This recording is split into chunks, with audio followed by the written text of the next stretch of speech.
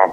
فلماذا محاوله غسل يدك من الموقف كله، مع ان النتائج التي تحققت يعني هو مرة أنا أذكر جيدا إنه في أحد تصريحاته قال إن إحنا نقبل بخسائر في الدنيا لما يكون في 15,000 ولديهم قيادة غبية على هذا النحو وترفض كل الوساطات، ورفضت وساطة يا برادعي ورفضوا أن يردوا عليه، ورفضت وساطة شيخ الأزهر، ورفضت الوساطات الدولية. أعتقد يعني إنه ويخرجون كل يوم في حملات يقطعون الطرق ويهددون الناس. اعتقد يعني انه كان المفروض بالفعل المسؤوليه التضامنيه كانت تلزم. ما هو استاذ مكرم، ما هو ده بيخليني اسال سؤال مهم. دلوقتي البرادعي باستقالته دي ادى ذريعه وقرينه لمن يريد ان يتحدث عن الوضع في مصر بسوء فان يتحدث. لقينا دلوقتي فابيوس. هذا للاسف احد النتائج المؤسفه للتفكير. هذا للاسف احد النتائج. لديه قدر من مصداقيه العالم الخارجي، يختلف القدر المصداقيه للقوى الدوليه، ومقطوع النهارده حتى لو انا لسه مخلص قرايه الواشنطن بوست اللي هي بتاعت بكره، عاملين اختصاص نصفين، نصف البرادعي ونصف فضل الاعتصام. يعني وانا ما اعرفش ما هي حزب البرادعي، هل هو هينزل الانتخابات تاني وبالتالي اصبح لديه رغبه في ان يغادر؟ استبعد ذلك.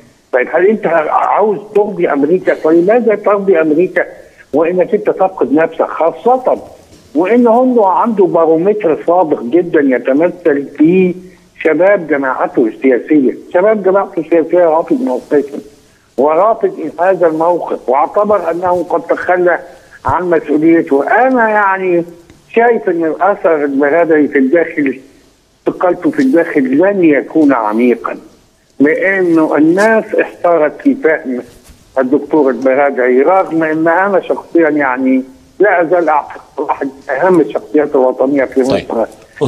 التي ساعدت على قيام هذا الثوره. استاذ مكرم، طبعا تقديرك للبرادعي يعني مهم. انت تعرف قيمه الرجال ولا يعرف الفضل لاهل الفضل الا ذو فضل.